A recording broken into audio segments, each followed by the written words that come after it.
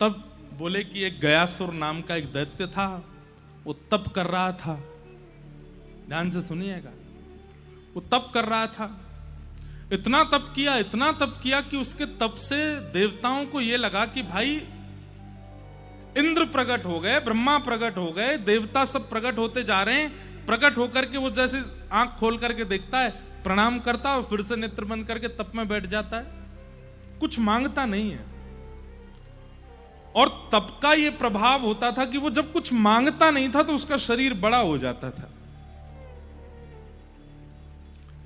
इंद्र आदि देवताओं को कुछ समय बाद लगने लगा कहीं ऐसा तो नहीं है तप से इतना विशाल हो जाए कि एक दिन स्वर्ग पर चढ़ाई कर दे।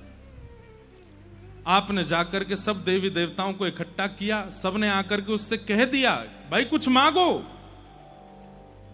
लेकिन वो यही कहता कि मुझे कुछ नहीं चाहिए, बस मैं तप करूंगा। अब तो देवताओं को और लगने लगा कि निश्चित ही हम लोगों पर आक्रमण करने के लिए कर रहा है। एक कथा याद आई, हमारे वृंदावन में एक महात्मा थे और ज्यादा पुरानी कथा नहीं है। उन्होंने दीक्षा ग्रहण करने के बाद अपने गुरुदेव से कहा कि गुरुदेव मुझे आज्ञा दीजिए, मैं क्या करूं। तो गुरुदेव ने कहा भांडीर वन चले जाओ। और भांडीर वन सबको पता है ना, भांडीर वन यमुना पार भांडीर वन जाओ और वहां जाकर के जो गुरु ने आपको, हमने जो मंत्र दिया है इसका अखंड माला करो। बोले कब तक करें? और जब तक प्रिया प्रियतम प्रकट ना हो जाए तब तक करो। गुरु जी ने भी ऐसी आज्ञा दी, जो आज्ञा। चले गए और भांडीर वन में एक वृक्ष के नीचे बैठ करके युगल नाम का ऐसा कीर्तन किया, करते करते करते करते करते करते करते कितने महीने बीत गए।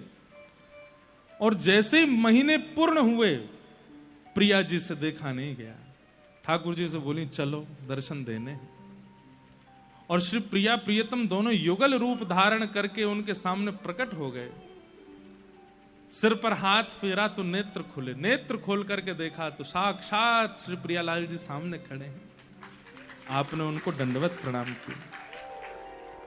अब हुआ क्या, प्रकट तो हो गए ठाकुर जी। अब प्रकट होकर उनका दर्शन कर रहे हैं।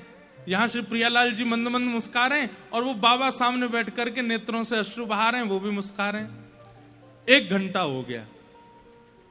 ठाकुर जी बोले श्री जी कहा विचार है? बोले ये कुछ कहें तो फिर आगे बात, तो कुछ बोल ही नहीं रहे। ठाकुर जी बोले बाबा कुछ बोले गो? क्या बोले भैया, आपने युगल मंत्र गाया, हम दोनों प्रकट हो गए, तुम बस प्रणाम करके बैठो, कुछ मांगना हो तो बताओ। तो आप करुण भाव से बोले गुरुदेव ने मांगने के लिए नहीं बोला था,